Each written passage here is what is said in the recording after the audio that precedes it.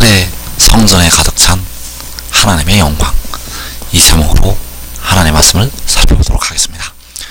마지막 날 하늘의 장막 안에 성전이 나타나게 되고 그 성전에 하나님의 영광이 가득 차게 됩니다. 그래서 이 시간에 하늘의 성전에 가득 찬 하나님의 영광, 이 제목으로 하나님의 말씀을 살펴보도록 하겠습니다. 그래서 과거에 솔로몬을 통해서 성전을 짓게 하시고 그 성전 안에 하나님의 언약궤를 메어 드리게 되었습니다.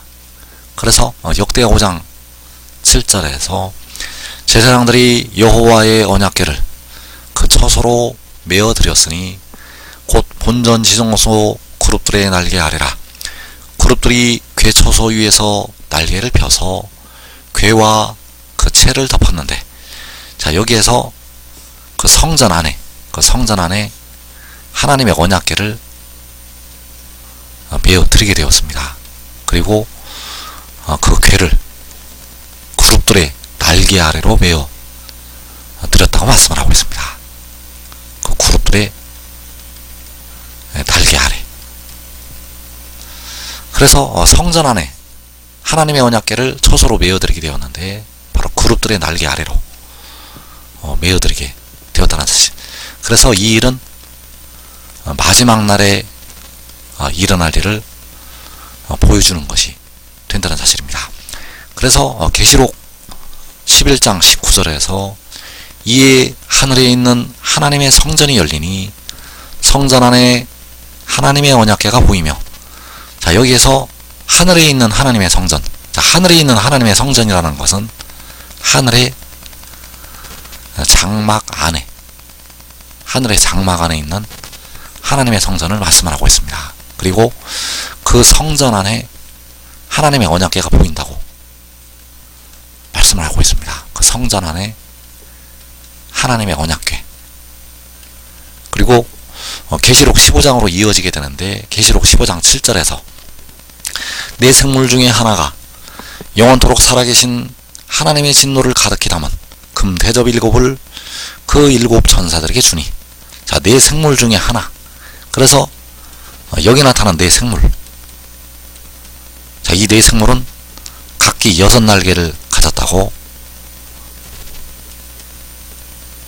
말씀을 하고 있습니다. 그래서 이 6날개를 가진 네 생물, 이 네 생물을 이 역대하 5장에서 그룹들이 예표로 보여주는 것이 되겠습니다. 그래서 이 그룹들은 네 생물을 모형으로 해서 만들어진 모형물이 되겠고, 그래서 이 네 생물이 나타나게 됩니다. 그래서 하늘에 있는 하나님의 성전 안에 하나님의 언약궤가 있고 거기에 바로 네 생물, 6날개를 가진 네 생물 스랍들이 위치하고 있다는 사실입니다.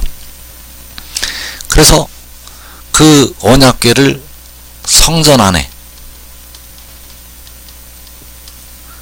메어 드렸다가 그 제사장들이 그 언약궤를 메어 드렸다가 그 성전에서부터 나오게 됩니다.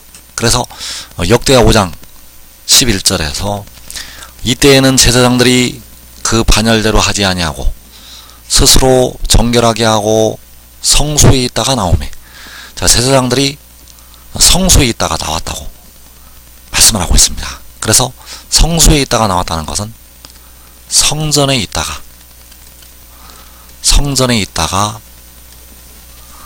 나왔다고 말씀을 하는 것이 되겠습니다. 그래서 이것도 역시 마지막 날을 예표로 보여주고 있다는 사실입니다. 계시록 15장 6절에서 7 재앙을 가진 7 천사가 성전으로부터 나와 맑고 빛난 세마포 옷을 입고 가슴에 금띠를 띠고, 자, 이 7 천사는 바로 의의 나무들을 대표하는 하나님의 종들이요, 마지막 날 여호와의 제사장. 이사 61장에서 너희는 여호와의 제사장이라 일컬음을 받을 것이라고 할 때 그 의의 나무들을 가리켜서 말씀을 하고 있습니다.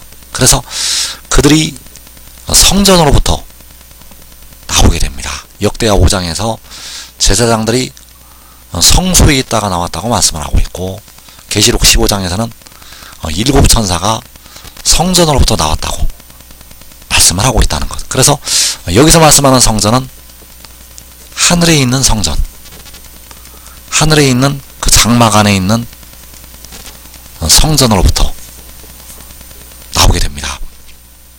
그래서 이때 하늘의 장막이 하늘에 위치하게 되고, 그 장막 안에는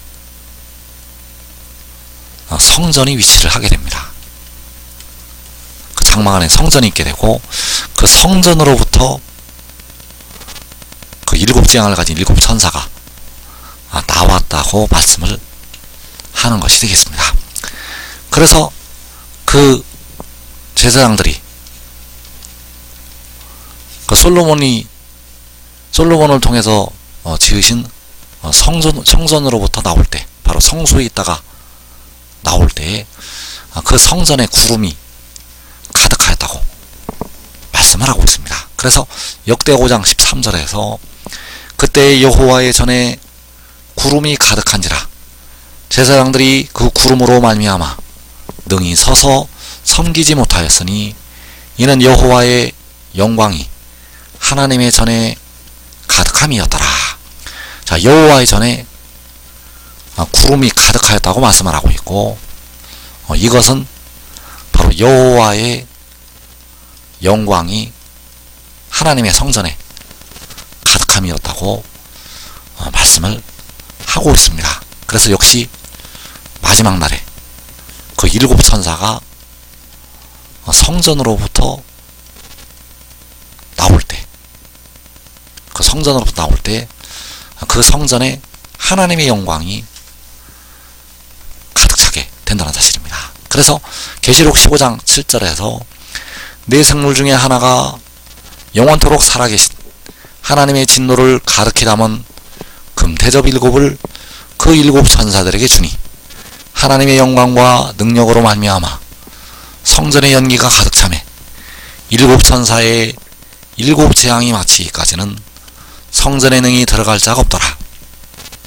자, 여기에서 그 7 천사가 성전으로부터 그 7대접을 받아서 나올 때, 그 7대접을 받아서 나올 때 그 연기가 성전에 가득 찼다고 말씀을 하고 있습니다. 하나님의 영광과 능력으로 말미암아 성전의 연기가 가득 차게 되었다는 것. 그래서 성전에 하나님의 영광이 가득 찬 것을 무엇으로 나타내시고 있는가 하면 그 연기가 가득 찬 이 모습을 통해서 하나님의 영광이 그 성전에 가득 찼다는 것을 보여주고 있다는 사실입니다. 그래서 역대하 5장에서 제사장들이 그 구름으로 말미암아 능히 서서 섬기지를 못하였다고 말씀을 하고 있고, 계시록 15장에서는 7 천사의 7재앙이 마치기까지 성전에 능히 들어갈 자가 없다고 말씀을 하고 있습니다. 왜냐하면 성전에 연기가 가득 차게 되었기 때문입니다. 역대하 5장에서 그 구름이 가득 차서 제사장들이 섬기지 못하였던 것처럼 계시록 15장에서 성전에 연기가 가득 차서 성전에 능히 들어갈 자가 없었다는 사실입니다. 그래서 그 솔로몬 성전, 그 솔로몬 성전 안에 하나님의 언약궤를 메어 드리게 되었고, 그 언약궤 안에는 2 돌판이 있다고 말씀을 하고 있습니다. 그래서 역대하 5장 10절에서 궤 안에는 2 돌판 외에 아무것도 없으니 이것은 이스라엘 자손이 애굽에서 나온 후 여호와께서 그들과 언약을 세우실 때 모세가 호렙에서 그 안에 넣은 것이더라. 자, 여기서 궤 안에 2 모세가 넣었다고 말씀을 하고 있고, 궤 안에는, 그 하나님의 언약궤 안에는 두 돌판 외에 아무것도 없다고 말씀을 하고 있습니다. 그래서 마지막 날 하늘에는 하늘의 장막이 나타나게 되고, 그 장막 안에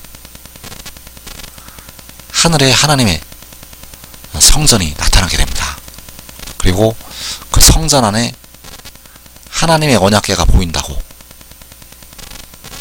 말씀을 하고 있습니다. 계시록 11장에서 하늘에 있는 하나님의 성전이 열리고 하나님의 언약궤가 보인다고 말씀을 하고 있다는 사실입니다. 그래서 계시록 11장 19절에서 이 하늘에 있는 하나님의 성전이 열리니 성전 안에 하나님의 언약궤가 보이며, 자, 성전 안에 하나님의 언약궤가 보인다고 말씀을 하고 있습니다. 그래서 이 마지막 날 하나님의 언약궤는 하나님께서 영원히 세우시는 보좌를 말씀을 하고 있다는 사실입니다. 하나님께서 영원히 세우시는 하나님의 보좌, 그 보좌가 바로 하나님의 언약궤. 그래서 계시록 11장 19절을 다시 보게 되면 이 하늘에 있는 하나님의 성전이 열리니 성전 안에 하나님의 언약궤가 보이며, 자, 그 언약궤는 이제 생명수가 흐르게 될 보좌, 그 보좌로부터 하나님의 택하신 백성들에게 임하는 생명수가 그 보좌로부터 나오게 됩니다. 그래서 계시록 22장 1절에서 또 그가 수정같이 맑은 생명수의 강을 내게 보이니 하나님과 및 어린 양의 보좌로부터 나와서 길 가운데로 흐르더라. 자, 그 맑은 생명수의 강이 하나님과 및 어린 양의 보좌로부터 나온다고 말씀을 하고 있습니다. 그래서 그 보좌가 바로 하나님의 언약궤를 말씀을 하고 있습니다. 그래서 계시록 11장 19절을 다시 보게 되면 이 하늘에 있는 하나님의 성전이 열리니 성전 안에 하나님의 언약궤가 보이며, 그래서 역대하 5장에서는 궤 안에 두 돌판이 있었다고 말씀을 하고 있습니다. 그 두 돌판 외에 아무것도 없다고 말씀을 하고 있다는 것. 그리고 마지막 날 하나님의 언약궤가 보인다고 말씀을 하고 있는데, 그 언약궤 안에는 독생자가 있게 된다는 사실입니다. 그 독생자가 바로 하나님의 말씀이요, 하나님의 구원이요, 하나님의 공의. 그래서 우리 하나님의 말씀은 영원히 서리라고 할 때 바로 그 하나님의 말씀이 독생자, 그 독생자가 있게 됩니다. 그래서 계시록 7장 17절에서 이는 보좌 가운데 계신 어린 양이 그들의 목자가 되사 생명수샘으로 인도하시고 하나님께서 그들의 눈에서 모든 눈물을 씻어주실 것임이라. 자, 보좌 가운데 계신 어린 양, 그 어린 양이 바로 독생자, 바로 백성들의 썩어짐의 종노릇을 하고 있는 몸을 속량하는 독생자, 그 독생자가 보좌 가운데 있게 됩니다. 그래서 그 하나님의 언약궤가 바로 하나님의 보좌가 되겠고, 그 언약궤에는 어린 양, 바로 독생자가 있게 된다는 사실입니다. 과거에 궤 안에 두 돌판이 있었던 것처럼 그 보좌에는 독생자가 있다는 사실입니다. 그래서 지금 하늘의 일을 믿고 순종하는 자들은 계시록 6장의 환난 날에 먼저 그 생명수를 마시고 영생으로 들어가게 됩니다. 한 사람이 믿고 순종하면 자기의 온 집이 먼저 생명수를 마시게 됩니다. 이 복된 자리에 꼭 들어가기를 축원합니다.